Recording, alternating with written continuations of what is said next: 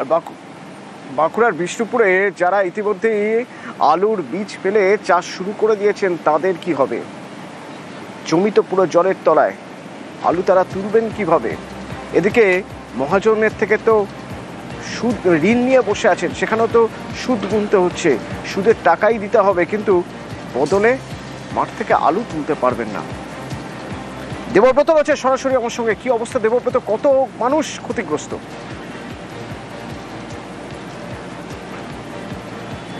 একদমই দেখো, এলাকার বিঘার পর বিঘা আলু জমি রীতিমতো জলের তলায়, কারণ মাথায় হাত কৃষকদের।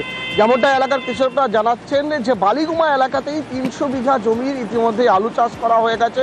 কৃষকরা যেটা জানাচ্ছেন, বহুমূল্যের আলু, 1 কুইন্টাল আলু কিনতে তাদের প্রায় 4000 টাকা লাগছে। তার উপর চাপান লাগছে, জমি চাষ দিতে হচ্ছে, সার দিতে হচ্ছে। এই সমস্ত কিছু করে 1 বিঘা চাষ করতে অতনু তোমাকে জানাবো, যেমনটা চাষিরা জানাচ্ছে 30 থেকে 35 হাজার টাকা খরচ হয়।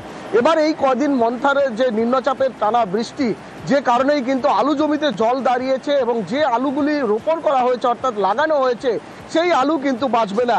এই বৃষ্টি আসলেই, রোদ আসলেই কিন্তু এই আলু নষ্ট হয়ে যাবে, অর্থাৎ তাদের আবার চাষ করতে হবে। এই পরিস্থিতিতে রীতিমতো আতঙ্কে এলাকার কৃষকরা। তারা ভাবছে যে এই মহাজনের ঋণ তারা কি করে শোধ করবে, কারণ আলু চাষ করার জন্য কেউ মহাজনের কাছে ঋণ নিয়েছে, কেউ বিগত যে ধান চাষ ছিল সেই ধান বিক্রি করে চাষ করেছে, কেউ আবার বাড়ির মহিলাদের গয়না বন্ধক দিয়ে কিন্তু এই আলু চাষ করেছে। এবার এই আলু যদি নষ্ট হয়ে যায় তবে কিভাবে তারা সংসার চালাবে, কিভাবে মহাজনের ঋণ পরিশোধ করবে, কিভাবে আগামী চাষ করবে, এই ভেবেই কিন্তু রাতের ঘুম উড়েছে এলাকার কৃষকদের। কৃষকরা জানাচ্ছে সরকারি সাহায্য। মানে অকাল দুর্যোগ, এখানে প্রচুর মানুষ আলু লাগিয়েছিল। 2 দিন বৃষ্টি হওয়ার কারণে জমিতে প্রচুর জল জমে আছে, খুবই ক্ষতিগ্রস্ত। চাষিদের মাথায় হাত। আমাদের আলুর জমি ছিল, অকাল বৃষ্টিতে প্রচণ্ড হারে আর কি আলু চাষের ক্ষয়ক্ষতি হয়ে গেছে। আর কি 2 দিন জল হওয়ার পর জমিতে প্রচণ্ড জল দাঁড়িয়ে আছে।